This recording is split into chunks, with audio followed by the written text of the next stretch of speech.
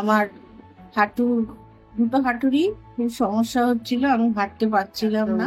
তো দেখে শুনে বললেন যে আপনার দুটো হাঁটুই খারাপ, অবস্থা খারাপ, আপনাকে তো হাঁটু বদলাতে। আমার বাঁ হাঁটুটা বেশি ড্যামেজ ছিল, তা অপারেশন করে আস্তে আস্তে এখন আমি ভালোভাবেই চলাফেরা করতে পারছি। এই হাঁটুতে আমার আর কোনো সমস্যা। নমস্কার শ্রোতা বন্ধুরা, আমি senior consultant orthopaedic surgeon doctor Nirmalya Deb. আমি আজকে একটা কেসের সম্বন্ধে আপনাদের সঙ্গে আলোচনা করতে চাই। সেটা হচ্ছে আমার একজন female patient, about 60 years of age, ধরে হাঁটু ব্যথায় ভুগছিলেন। আমার কাছে এলেন উনি। তা আমি দেখলাম প্রথমে হাঁটার সময় বেশ কষ্ট করেই হাঁটছে, মানে খুঁড়িয়ে খুঁড়িয়ে হাঁটছেন উনি। ওনার হাঁটার জন্যে ওনার হাঁটুতে, ডান হাঁটুতে বিশেষ করে প্রচণ্ড ব্যথা হয়, দাঁড়িয়ে রান্নাবান্না করতে অসুবিধা হতো, সিঁড়ি ওঠানামা করতে অসুবিধা হয়, চেয়ারে বসে উঠতে অসুবিধা হয়, প্লাস গাড়িতে বসে কোথাও গেলে ওনার ভীষণ কষ্ট হতো। আর মাঝে মাঝে এই জন্যে ওনার রাতবেলা ঘুমটা খুব ডিস্টার্ব হয়ে যেত। এইগুলো ফ্যাক্টার্স যেখানে পেনটা খুব প্রিডমিনেন্ট, ব্যথাটা খুব। আমি এক্সামিনেশন করে দেখি হাঁটুটা সত্যি পেনফুল। আমি দেখলাম যে এই হাঁটুটার মধ্যে ইঞ্জেকশন দিয়ে বা অন্য কিছু স্যালভেজ অপারেশন করে, নি প্রিজার্ভেশন সার্জারি করেও এটা বাঁচানো যাবে না। কারণ ইঞ্জেকশন এবং নি প্রিজার্ভেশন সেখানেই করা যেতে পারে যেখানে আর্থাইটিসটা খুব আর্লি স্টেজে থাকে। মানে ট্রাই কম্পার্টমেন্টাল অস্টিওআর্থ্রাইটিস, যদি 3টে কম্পার্টমেন্টে অস্টিওআর্থ্রাইটিস যদি না হয়ে থাকে, যদি একটা সাইডে হাঁটু ব্যথা যদি হয়ে যায়, তাহলে আমরা অন্য অপারেশন করে হাঁটুটাকে বাঁচাতে পারি। কিন্তু যেখানে মালাচিকে পিছন দিকে ব্যথা, হাঁটু জয়েন্ট লাইনে ব্যথা, এত ব্যথা যে পেশেন্ট নিজের কাজকর্ম করতে পারছে না ভালোভাবে, আমরা এই মেডিকেল টার্মসে বলি হচ্ছে কোয়ালিটি অফ লাইফস্টাইলটা ফল করে। সেই সব ক্ষেত্রে আমরা পেশেন্টকে নি রিপ্লেসমেন্ট অ্যাডভান্টেজ কি? প্রথম কথা হচ্ছে পেনটা চলে যাবে।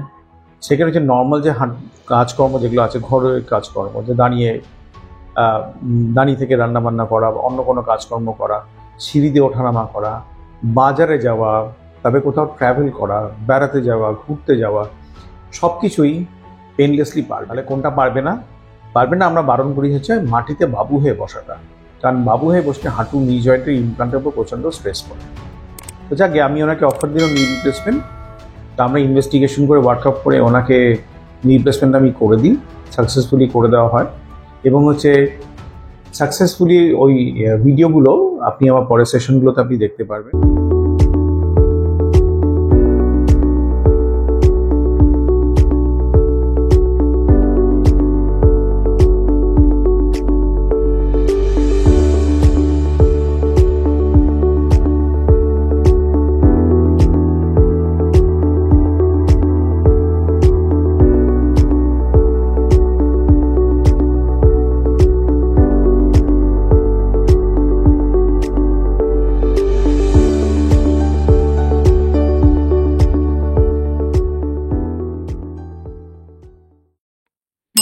আমি মনীষা দাস, বয়স 60। হ্যাঁ, আমি আমার দুটো হাঁটুরই খুব সমস্যা হচ্ছিল, আমি হাঁটতে পারছিলাম না।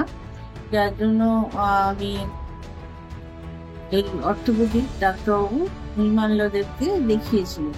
আমাকে একজন বলেছিলেন যে উনি খুব ভালো, ওনাকে দেখিয়েছিলাম। ডাক্তারবাবুকে দেখিয়ে ডাক্তারবাবু তো দেখে শুনে বললেন যে আপনার দুটো হাঁটুই খারাপ, অবস্থা খারাপ, আপনাকে তো হাঁটু বদলাতে হবে। তো এইসব দেখে শুনে আমি ডাক্তারবাবুর সঙ্গে তারপরে যোগাযোগ করে যত রকম টেস্ট আছে সব করে টোরে ডাক্তারবাবুর সঙ্গে যোগাযোগ করে আমি হিন্দুস্তান হেলথ পয়েন্টে, আমার বাঁ হাঁটুটা বেশি ড্যামেজ ছিল, তা অপারেশন করানোর পরে কিছুদিন ফিজিওথেরাপি করায়। না, ফিজিওথেরাপিটা না করালে আমার হাঁটুর অনেক রকম অসুবিধা হচ্ছিল। তারপরে ফিজিওথেরাপি করানোর পরে আস্তে আস্তে এখন আমি ভালোভাবেই চলাফেরা করতে পারছি। এই হাঁটুতে আমার আর কোনো সমস্যা। এবং পেশেন্ট করার জন্য শি ইজ ভেরি হ্যাপি। আপাতত একটা নিয়ে করে দিয়েছি, আমি অন্য নিটা এনাকে খুব শর্টলি আবার করে দিলাম। আর যদি আপনাদের কোনো প্রশ্ন থাকে নি রিপ্লেসমেন্ট সম্বন্ধে বা জয়েন্ট সংরক্ষণ সম্বন্ধে বা ইনজেকশন সম্বন্ধে আমাকে আমার চ্যানেলে করবেন, আমি সেটা উত্তর দেওয়ার চেষ্টা করব। Thank you very much. নমস্কার। এর জন্য আমি অনেক ধন্যবাদ এই ডাক্তারকে। আমি সবাইকেই বলবো যে আপনাদের যদি কোনো অসুবিধা হয় তাহলে আপনারা এই ডাক্তারবাবুর সঙ্গে যোগাযোগ করুন।